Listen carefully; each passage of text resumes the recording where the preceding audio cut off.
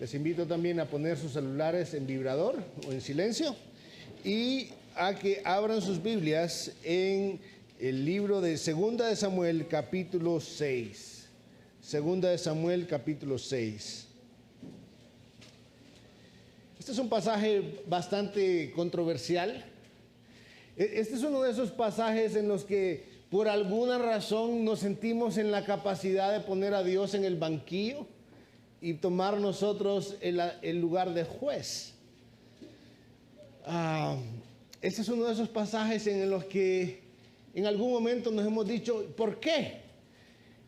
Pero al mismo tiempo, este es un pasaje que cuando le prestemos atención nos vamos a dar cuenta que demuestra que el cristianismo no es una religión inventada por hombres, porque a nadie le llamaría la atención vender, presentar como algo llamativo al Dios que vamos a ver en este pasaje. No porque sea algo malo que vamos a ver, sino porque es algo que va en contra de nuestro orgullo, va en contra de nuestro propio pecado. Y antes de entrar a este pasaje, necesitamos tomar en cuenta que en el capítulo anterior, en el contexto inmediato del pasaje, capítulo 5, luego que David derrota a los filisteos, podemos decir que a nivel político, en términos políticos, se comienza a ver un orden por fin en Israel. Hay un poco de estabilidad. Pero también necesitamos recordar que este pasaje tiene un contexto más amplio. Y cuando vemos Primera de Samuel, nos damos cuenta que allá en los tiempos de Ofni y Finés, en los tiempos de Elí, hubo un momento en el cual el arca fue llevada como si se tratase de un amuleto. ¿Y recuerdan, hermanos, cuáles fueron las consecuencias en esa ocasión? Israel fue derrotado por Dios delante de los filisteos. 1 Samuel 4:9. Murieron 30,000 soldados de a pie. Lo dice en el siguiente versículo. El arca fue capturada por los filisteos. Lo dice en el siguiente versículo. Murieron los hijos de Elí. Murió Elí mismo. Fue cuando surgió esa expresión Icabod. El pueblo fue desprovisto de la gloriosa presencia de Dios que está en el arca. En el capítulo 5, Dios hizo un desastre con las ciudades de los filisteos. Los humilló a sus dioses. El dios Dagón terminó postrado al final sin cabeza y sin manos delante del arca, delante de la presencia de Dios. Vinieron enfermedades al pueblo, grandes tumores. Se la pasaban de una ciudad a otra y entre más se lo pasaban de una ciudad, más destrucción había. Dios demostrando que no necesitaba ni a uno tan solo de su pueblo para traer juicio a la tierra. Él solo trayendo juicio a los filisteos. Y luego de que los filisteos se dan cuenta que no pueden hacer más para dominar a este Dios no domesticado, entonces piden consejo a sus adivinos y sacerdotes y le dicen: construyan una carreta que sea nueva, que no se haya sido usada para ninguna otra cosa, y pongan ahí ofrendas de oro y devuelvan esa cosa, porque ustedes no van a poder dominar a ese Dios. Y eso hacen, y la carreta va a dar a Bet Shemesh, y cuando llega a Bet Shemesh, la curiosidad del pueblo y a la vez el deseo del corazón de ir en contra de Dios, el Dios que les había dicho no vean adentro del arca. Ellos abren el arca y, si recuerdan, murieron otros 50,070 personas. Y los mismos de Bet Shemesh se hacen la pregunta: ¿quién podrá estar delante del Señor? ¿Quién va a poder estar delante de este Dios santo? Llévense esa arca. Y la mandan para Kiriat Jearim, donde Abinadab preparó un lugar especial en una colina para el arca. Y eso nos da el contexto para el pasaje en el que vamos a estar hoy, el cual trata del regreso del arca a Jerusalén, la presencia de Dios y cómo vivir delante de un Dios santo. Vamos a orar. Padre Celestial, guíanos en esta mañana. Porque si hay una pregunta importante hoy es esa, Señor. ¿Cómo hemos de vivir delante de tu presencia, Señor?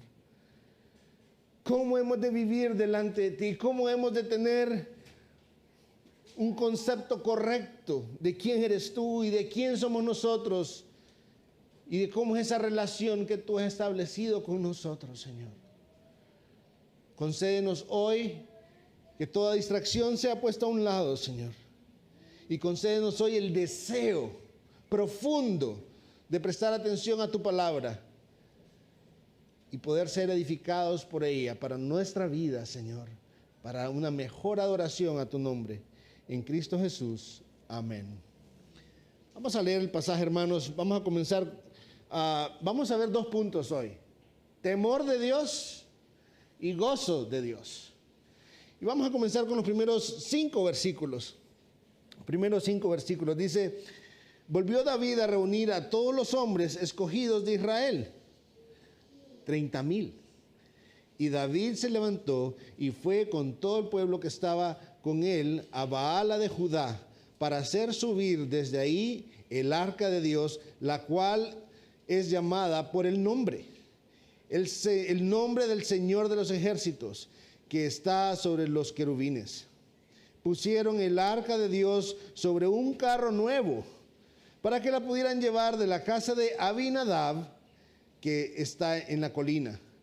Usa y Ahío, hijos de Abinadab, guiaban el carro nuevo y lo llevaron con el arca de Dios de la casa de Abinadab, que estaba en la colina, y Ahío iba delante del arca.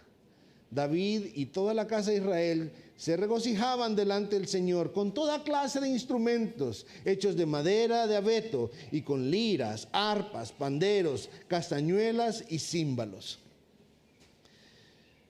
En primer lugar, es necesario notar que desde aquel entonces el arca había prácticamente quedado como abandonada. Varias décadas habían pasado ya y podemos ver que Saúl realmente no le prestó atención al arca. No hay un tan solo indicio que nos indique que para Saúl la presencia del Señor hubiera sido importante en su reino. No hubo. El arca quedó ahí. Pero al mismo tiempo podemos ver que para David, el rey escogido de Dios, esto era muy importante. Esto era de vital importancia. Por lo que él movió un ejército de ¿cuántos, hermanos? Justo los que habían muerto, la cantidad que habían muerto cuando usaron el arca como amuleto para pretender de que así Dios estaba forzado a vencer a los filisteos, es justo la cantidad que David lleva.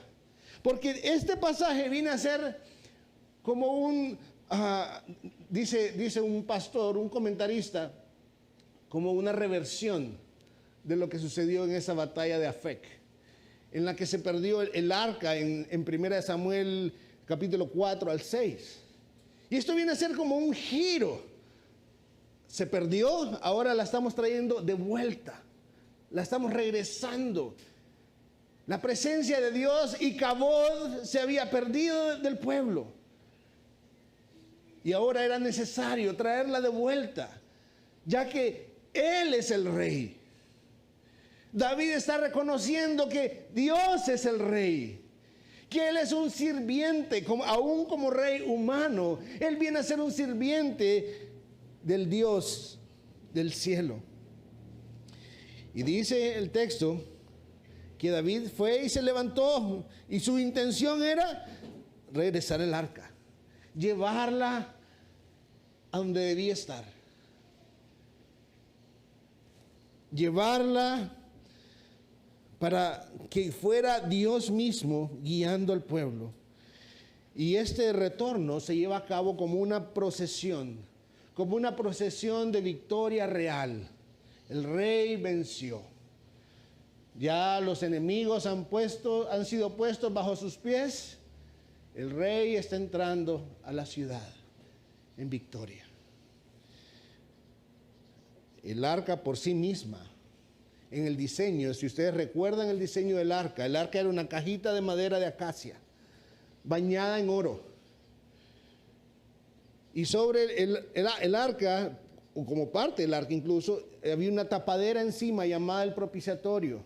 Sobre esa tapadera habían 2 querubines señalando hacia el centro, donde estaba lo que se llama el trono de la gracia, donde la presencia de Dios se postraba en medio del pueblo. El arca por sí misma ya era un carruaje, pero en medio de toda esta celebración, en medio de toda esta pompa, había ahí un elemento disonante. Había ahí un elemento que no encajaba. El arca fue diseñada, cuando se le dio el diseño a Moisés, era conforme al diseño del tabernáculo celestial. Y conforme a ese diseño, el arca no debía ser transportada sino solo sobre el hombro de los levitas, específicamente de los coatitas, según vemos en Números capítulo 4. El arca no debía ser transportada sobre una carreta. Esa fue una idea de los filisteos. Esa fue una idea de los sacerdotes y de los adivinos filisteos. Esa no era la instrucción de Dios en ningún momento. Y por más celebración que hubiera ahí, eso no es lo que Dios había pedido sobre cómo Él había de ser tratado, sobre cómo Él había de ser adorado. Y eso trajo consecuencias. Veamos las consecuencias en los versículos 6 al 11, por favor. Pero cuando llegaron a la era de Nacón, Usa extendió la mano hacia el arca de Dios y la sostuvo, porque los bueyes casi la volcaron, y se encendió la ira del Señor contra Usa, y Dios lo hirió ahí por su irreverencia, y ahí murió junto al arca de Dios. Entonces David se enojó porque el Señor había estallado en ira contra Usa, y llamó a aquel lugar Pérez Usa hasta el día de hoy. David tuvo temor del Señor aquel día y dijo: ¿cómo podrá venir a mí el arca del Señor? Y David no quiso trasladar el arca del Señor con él a la ciudad de David, sino que la hizo llevar a la casa de Obed-edom, el geteo. Por 3 meses permaneció el arca del Señor en la casa de Obed-edom, el geteo, y bendijo el Señor a Obed-edom y a toda su casa. ¿Qué sucede? La carreta avanza, se tambalea y el arca está a punto de caer. Y como una reacción instintiva, ¿qué hace Usa? Mete su mano, intenta sujetarla para que no se caiga. Y entonces ese es el momento en que toda la celebración que había se cayó. Después de todo el jolgorio, la música, la pompa que había, lo que tenemos ahí en medio es un hombre muerto. Y no se nos esconde la razón por la que estaba muerto. Dios estalló en ira contra él. Y este es un pasaje, hermanos, de esos pasajes, como les decía al inicio, que nos fascina poner a Dios en el banquillo y decir: pero ¿por qué Dios actúa de esa forma?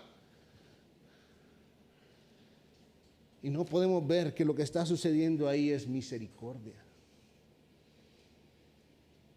¿Cómo va a haber misericordia si hay un hombre muerto? Pudieron haber sido los 30,000 otra vez. ¿Recuerdan qué pasó cuando el arca fue llevada para forzar a Dios a que él venciera a los filisteos? Dios mató a los 30,000. ¿Recuerdan ustedes qué pasó cuando los de Bet-Shemesh abrieron el arca? Porque la curiosidad los mató y no importó el mandato de Dios, sino satisfacer su propio deseo. Murieron 50,070. Y en nuestro corazón queremos justificar y poner a Dios en el banquillo muchas veces cuando leemos este pasaje y decir: ¿por qué Dios actúa de esa forma? Porque es un Dios santo. Por eso, porque así como Él arrasó con los filisteos en el capítulo 5, por su impiedad, por su santidad, habiéndose contenido desde el inicio, ahora arrasa con Usa cuando Usa decide sujetar el arca. Sujetar el arca era algo que él había prohibido desde Números 4. Había sido establecido con mucha claridad, con varias repeticiones, que el arca era un instrumento sagrado donde la presencia de Dios se posaba y que nadie debía tocarlo, ni siquiera quedarse a verlo. Y Usa tocó el arca, no porque él haya tenido una mala intención, pero eso trae enseñanza a nosotros. Que Dios es un Dios que hemos de tomar en serio. No es un Dios con el que vamos a ponernos a jugar. Dios es el Dios santo. Dios es el Dios que nuestra mente, nuestro corazón no siempre va a poder comprender, sino solo cuando Él se revela. Dios es un Dios al que no puedo adorar en base a mis propios términos. Es un Dios peligroso para mí cuando decido actuar de manera irreverente o arbitraria. Y es por eso que David hace la pregunta, después de enojarse, pero no solo se enojó. David, luego de enojarse, se da cuenta que no es la mejor y se llena de temor. Y viene esa pregunta que dice, ¿cómo podrá venir el arca del Señor a mí?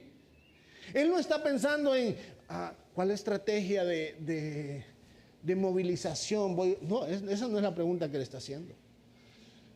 Lo que él está haciendo es esa misma pregunta que los de Bet Shemesh se hicieron después de ver el arca. Es el mismo sentido. Ellos se preguntaron, ¿cómo puedo acercarme al Dios santo y vivir? ¿Cómo voy a traer el arca si voy a caer muerto también? Porque ese es nuestro Dios, es el Dios santo. Y nosotros somos pecadores. Y por ser pecadores lo que merecemos es muerte.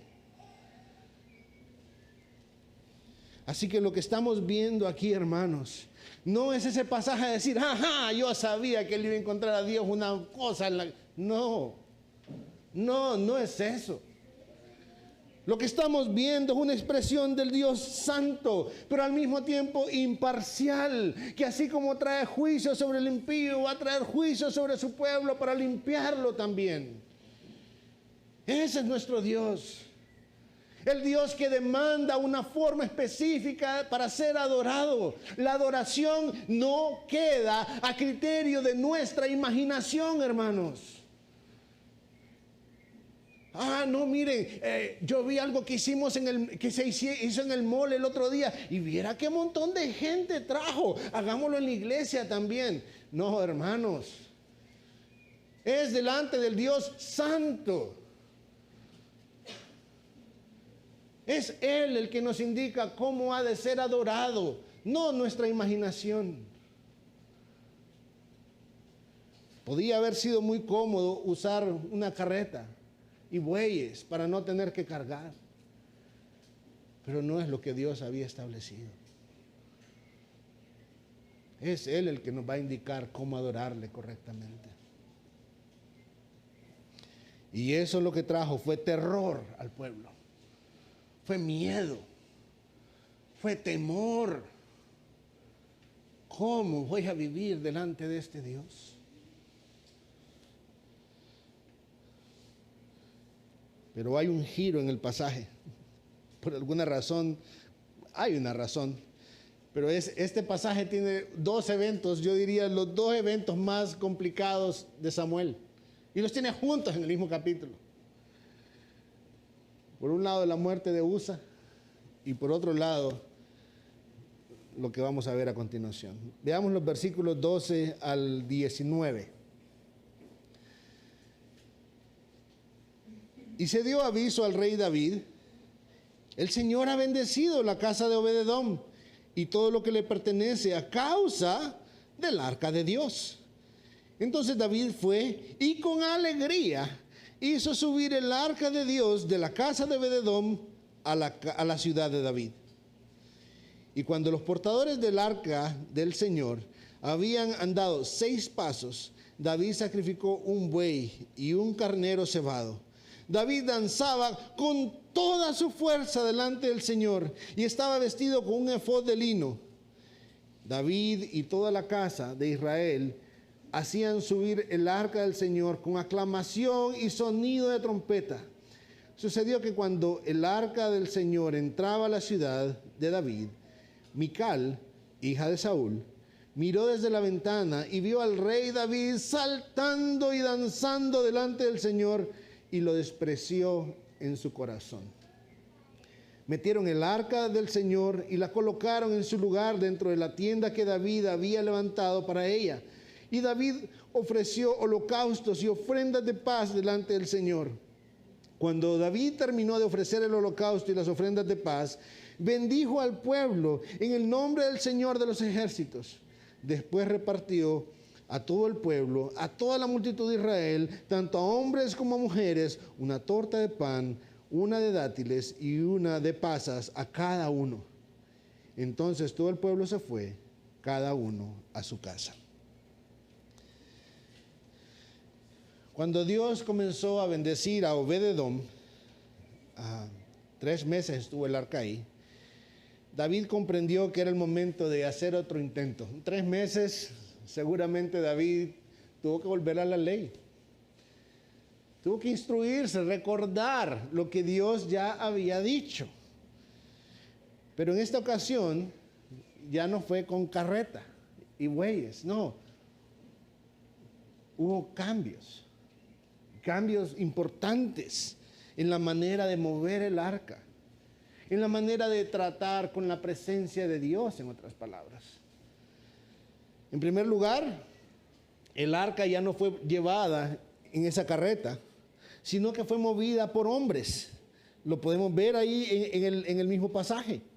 Habla ahí de los cargadores.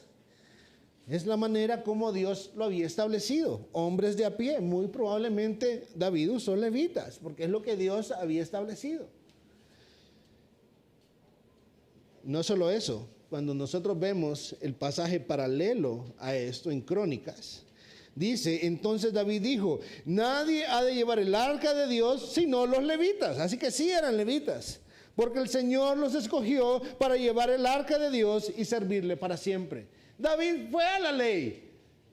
David entendió que para acercarse al Dios vivo, acercarse al Dios santo, al Dios justo, debía acercarse no en sus términos, sino en los términos de Dios. Esa era la manera justa. Esa era la manera como él iba a poder encontrar verdadero gozo delante de la presencia de Dios, tratándolo como a Dios. Y eso habría de resultar en gozo para la vida de David y del pueblo también. Ahora, David no se presentó con las manos vacías delante del Señor. Luego del 6º paso, cesa el avance de la procesión para presentar un sacrificio. ¿Por qué? Porque el Señor también había establecido en repetidas ocasiones en Éxodo y Deuteronomio, diciendo, nadie se presentará ante mí con manos vacías. Qué interesante. Qué interesante, porque pareciera que hoy en día eso es algo que se ha perdido. Como que si Dios hubiera cambiado. Ahora, ¿qué fue lo que llevó? Sacrificio. Eso fue lo que él llevó. Y por la manera en que está escrito, este texto podría entenderse que cada 6 pasos esto sucedía. ¿Cómo así? ¿Una gran matanza de animales de sacrificio? Pues no es algo que no sea posible. Si me acompañan ahí cerquita a Primera de Reyes, capítulo 8, versículo 5.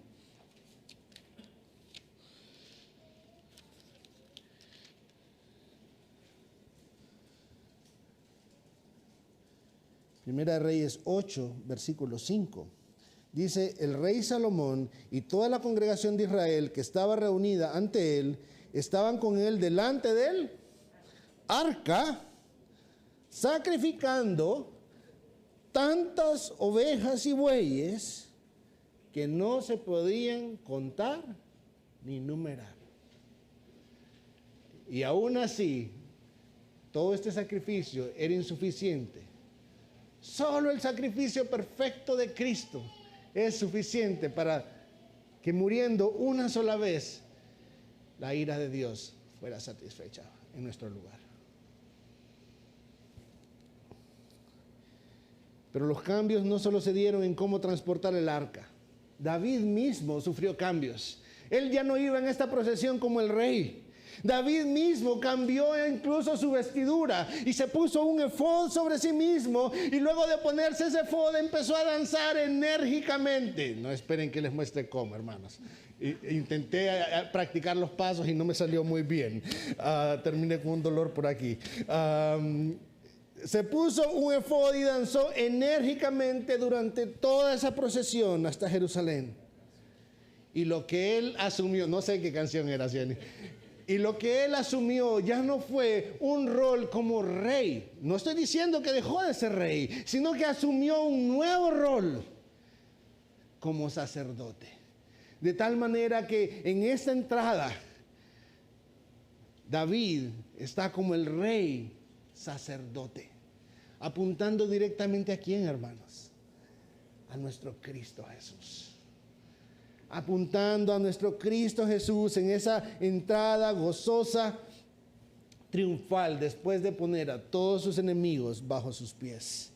El gozo volvió al pueblo, llevaron el arca en una gran celebración, ya no en una tragedia. Y esto, David de alguna manera lo expresa en dos de sus salmos. En el Salmo 24 dice, alzado puertas vuestras cabezas, alzado vosotros puertas eternas para que entre el Rey de la Gloria. Y es que es lo que estaba representando el arca. La presencia del Rey glorioso de Israel, Dios mismo. ¿Quién es el Rey de la Gloria?, pregunta David en el Salmo. El Señor fuerte y poderoso, el Señor poderoso en batalla. Alzado puertas vuestras cabezas, alzad las puertas eternas para que entre el Rey de la Gloria. ¿Quién es este Rey de la Gloria? El Señor de los ejércitos. Él es el Rey de la Gloria. Y es justo lo que estaba sucediendo. El reino del Señor con el rey principal, no David como una sombra de ese rey, no, la misma presencia de Dios ahí en el centro de la ciudad para gobernar sobre su pueblo, para estar con su pueblo. Como mirábamos esta semana en las conferencias, el rey que está presente donde su pueblo está. Ese es nuestro Dios. El Rey que nos ha prometido su presencia. Entrando jubiloso, con un pueblo jubiloso, para estar con su Rey. Para David era una prioridad que el Señor estuviera en medio de su pueblo, siendo Él el Rey sobre todo y sobre todos. Y eso lo vemos en el Salmo 132 también. Permítame leerles una porción del Salmo 132. Dice David al Señor, acuérdate, Señor, de David, de toda su aflicción, de cómo juró al Señor y prometió al poderoso de Jacob. ¿Qué prometió? Veamos qué prometió. Ciertamente no entraré en mi casa, ni en mi lecho me acostaré. No daré sueño a mis ojos, ni a mis párpados adormecimiento, hasta que haya un lugar para el Señor, una morada para el poderoso de Jacob. He aquí, oímos de ella en Efrata. La hallamos en los campos de Jaar. Entremos a sus moradas, postrémonos ante el estrado de sus pies. Levántate, Señor, al lugar de tu reposo. Escuche esto, hermanos. Tú y el arca de tu poder, vístanse de justicia tus sacerdotes y canten con gozo tus santos. Para David esto era una prioridad. Esto era más importante para él que su propio descanso. Que el arca del Señor volviera a ser central para la guía y la adoración de su pueblo. Y eso no cambia para nosotros, hermanos. Quitemos la presencia del Señor de la ecuación y no tiene ningún sentido que estemos acá. Quite la presencia del Señor del cielo y el cielo deja de ser el cielo. Porque lo más importante es Él. No por nada decía Asaf en el Salmo 73, ¿a quién tengo yo en los cielos? Sino a ti. Y fuera de ti nada deseo en esta tierra.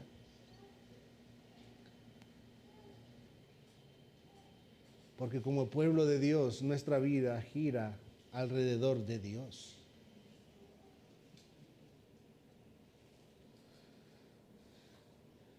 David llevó el arca. Note que el texto nos dice que él había preparado una tienda. El tabernáculo estaba listo ahí para el arca y para todos los utensilios. Y David deja claro que él está sirviendo como rey y sacerdote. Y él mismo presenta holocaustos, tarea sacerdotal, ofrendas de paz, tarea sacerdotal, bendice al pueblo, tarea sacerdotal en el nombre del Señor. Vemos cómo ese David, estando en cierta forma, entrando a su mejor momento,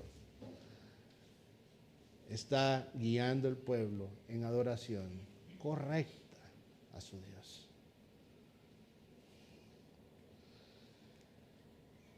Luego de esto, a cada hombre y mujer se le repartió alimento.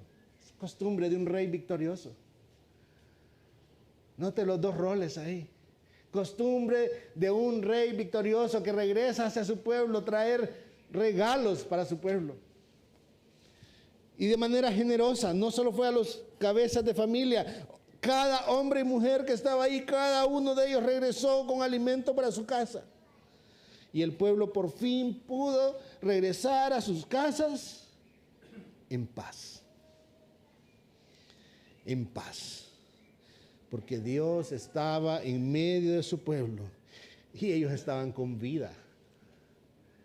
Esa es la razón por la que nos habla de que regresaron en paz. Porque no les estaba sucediendo lo que le pasó a Usa. Caer muertos, 30,000 hombres, como sucedió en 1 Samuel 4. No, podían estar en una relación de paz con Dios. Sin embargo, no todos estaban contentos. Desde la ventana de una casa estaba Mical. Estaba molesta con David. Ella, dice el texto, que despreció a David, despreció su conducta profundamente, especialmente por la manera en que había entrado al pueblo, danzando y con saltos. Veamos cómo termina este pasaje, hermanos. Versículo 20 hasta el final. Pero al regresar David para bendecir su casa, Mical, hija de Saúl, salió al encuentro de David y le dijo: ¿cómo se ha distinguido hoy el rey de Israel? Se descubrió hoy ante los ojos de las criadas de sus siervos, como se descubriría sin decoro un insensato. Y David dijo a Mical: eso fue delante del Señor, que me escogió en preferencia a tu padre y a toda su casa para constituirme por príncipe sobre el pueblo del Señor, sobre Israel. Por tanto, lo celebraré delante del Señor y aún seré menos estimado que esto. Y seré humillado ante mis propios ojos, porque con las criadas de quienes has hablado, ante ellas seré honrado. Y Mical, hija de Saúl, no tuvo hijos hasta el día de su muerte. Nos dice el texto que David iba a su casa con una intención bien clara. Es llevar bendición a su casa. Pero ni alcanzó a llegar a su casa, porque su esposa salió a su encuentro y levantó reproches contra él en la calle. En la calle. Y la primera oración que vemos de las palabras de Mical es una acusación realmente. Es una acusación envuelta en sarcasmo. Ella lo que está diciendo es, esa no es la manera en la que un rey que se hace respetar actúa. En otras palabras, esto viene a ser casi como mi papá nunca habría actuado así. Recordemos que 3 veces ya nos ha dicho en este pasaje, a Mical no lo llama la esposa de David, 3 veces le llama hija de Saúl. El autor nos está llevando a ver la conexión que había entre ella y Saúl. Y con estas palabras lo que está diciendo es eso. Esa no es la manera que mi papá habría actuado. Mical no está pensando en lo que está sucediendo. De hecho, si prestamos atención, ella no estuvo en toda la procesión. Así como su papá no le dio importancia nunca al arca, ella tampoco le había dado importancia al arca. Ella no fue parte de ese pueblo que celebraba. Ella vio todo desde la ventana de su casa. Y lo que ella vio fue vergüenza. Lo que ella vio fue deshonra. Lo que ella vio fue lo que quiso ver al final. Y David responde y le aclara que sí, él entró bailando, intenso, vigoroso, dinámico, con saltos y giros y danza de todo tipo, pero que como sea que haya sido ese baile, su baile fue delante del Señor. Y reconoce que aún para él mismo no fue del todo cómodo. Preste la atención a la expresión que hay ahí. Dice, aún 22, y aún seré menos estimado que esto, y seré humillado ante mis propios ojos. David estaba acostumbrado a pelear con leones, a pelear con osos, No, esa vez tuvo que estar ahí bailarín. Sí, y no es que se avergonzara del Señor, pero pienso en ese tipo de rubor que a veces surge cuando hacemos esas cosas a las que no estamos acostumbrados, ¿verdad? Y no se detuvo, él siguió con un baile intenso en todo el trayecto, porque entendió de alguna manera que así honraba a Dios. No esperen eso de sus pastores, congregación, por favor. Eso era David, el rey sacerdote. Aquí no hay ningún rey sacerdote. Y si hubiera sido necesario humillarse más, dice que él lo habría hecho.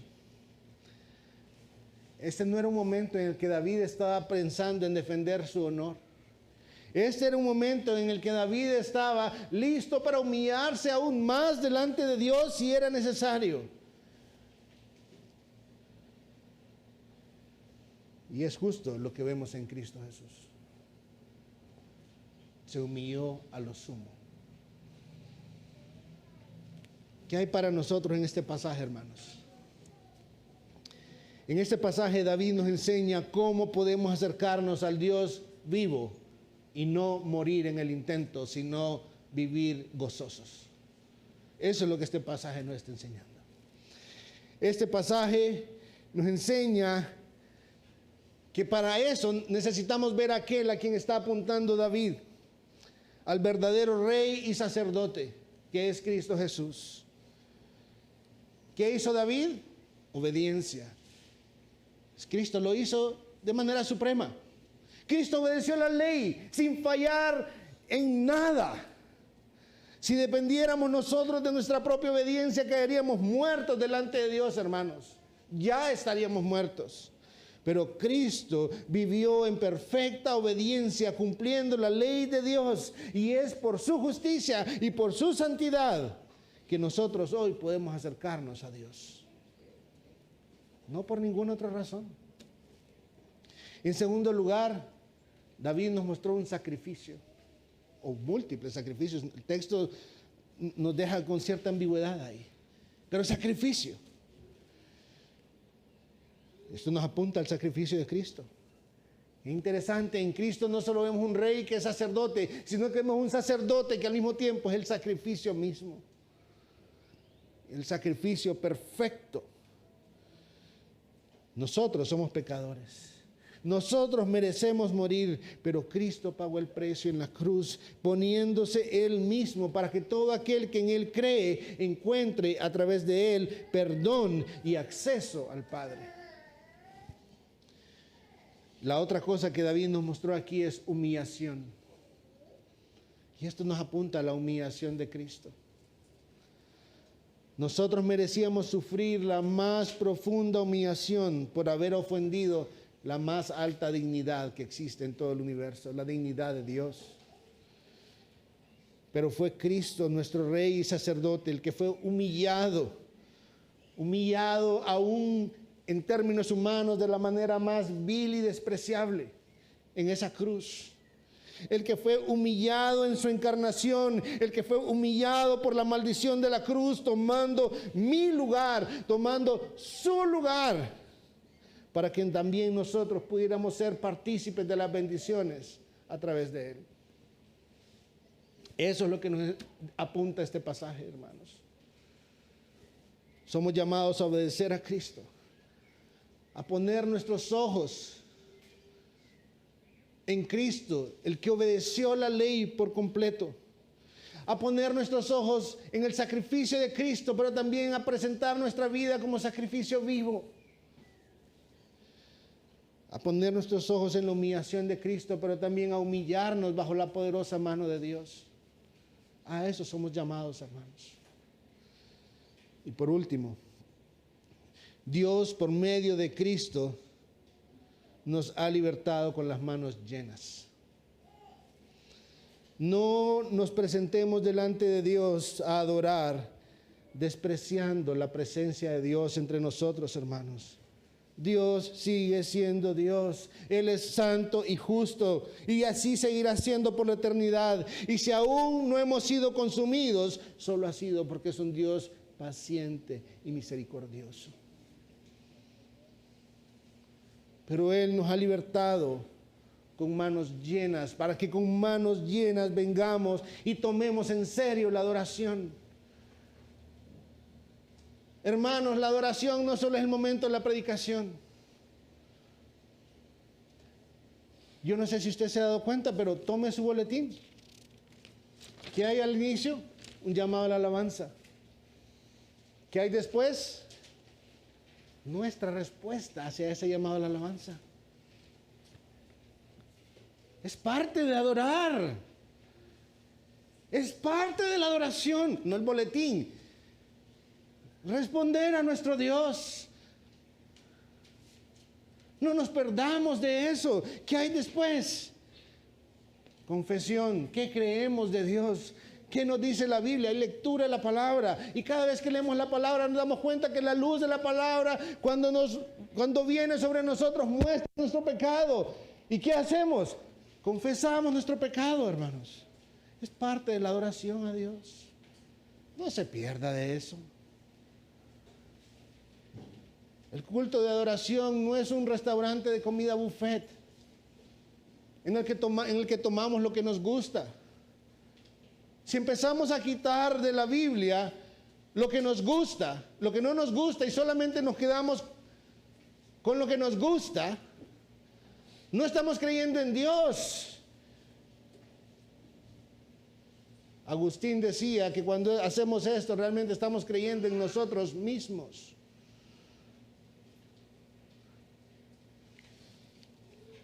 Hermanos, culto de adoración está diseñado de tal manera que sea una conversación con el Dios vivo. Y que siempre nos esté apuntando hacia Cristo Jesús. No nos perdamos nada de eso.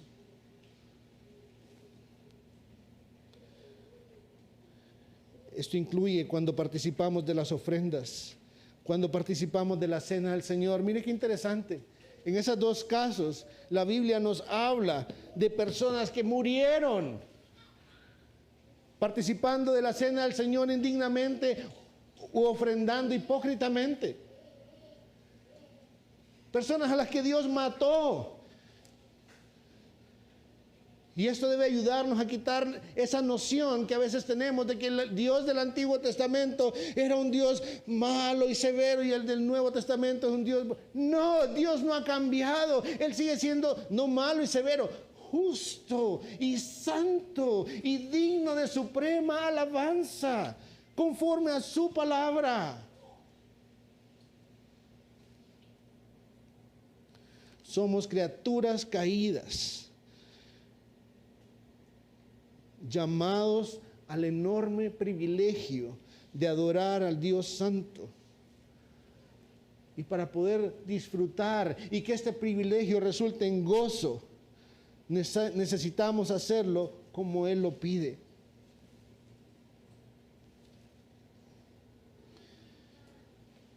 Teniendo pues un gran sumo sacerdote que trascendió los cielos, Jesús, el Hijo de Dios, hermanos, retengamos nuestra fe, porque no tenemos un sumo sacerdote que no pueda compadecerse de nuestras flaquezas, sino uno que ha sido tentado en todo, como nosotros, pero sin pecado. Debido a ese sumo sacerdote, hermanos, dice el texto en Hebreos, acerquémonos con confianza al trono de la gracia, para que recibamos misericordia y hallemos gracia para la ayuda oportuna. Esto es para nuestro gozo, hermanos. Esto es para nuestro auxilio en el diario vivir, en el diario andar. Rudy decía, para que salgamos con la energía suficiente para el resto de la semana, o algo así, el ánimo. Y es que eso es lo que sucede cuando nuestros ojos son puestos en Cristo Jesús y en su obra en la cruz. Y vemos el acceso que Él compró, obtuvo, ganó para nosotros, el acceso directo al Padre, para que día tras día, semana tras semana, podamos acercarnos a Él y recibir la ayuda oportuna, pero también para que podamos acercarnos a Él en adoración y no morir. Eso es lo que nuestro Cristo ganó para nosotros. Vamos a orar. Padre Celestial, te damos gracias, Señor, porque es por tu misericordia y por tu gracia, por tu paciencia, Señor, que aún no hemos sido consumidos. Perdónanos, Señor, cuando pensamos que se trata de lo que a nosotros nos gusta. Ayúdanos a recordar las palabras que dijiste de Cristo cuando estaba siendo bautizado. Este es mi Hijo amado en el cual tengo complacencia. Señor, ayúdanos a vivir en Cristo Jesús para que podamos vivir en esa complacencia, Señor. Ayúdanos a recordar que solamente es a través de ese sacrificio y de esa vida de obediencia completa, Señor, que tú te complaces. Y ayúdanos a recordar que nosotros somos incapaces de vivir esa vida. Y por eso necesitamos estar en Cristo Jesús. Gracias porque tú mismo lo proveíste, Señor, para nosotros. Ayúdanos a correr a Él cada día y que nuestros ojos estén puestos en Él. De modo que esto resulte en una relación de adoración continua. Pero también, Señor, a entender que una vez a la semana podemos estar y somos llamados a estar aquí, Señor, para adorarte. Sabiendo que tu misma presencia está aquí, porque en tu palabra nos dices, Señor, que tú habitas en medio de las alabanzas de tu pueblo. Sabiendo que tú estás aquí y que en tu misericordia, Señor, no caemos muertos solamente porque Cristo ya pagó el precio, Señor. Por eso te decimos hoy, gracias, Señor. En el nombre de Cristo Jesús. Amén y amén.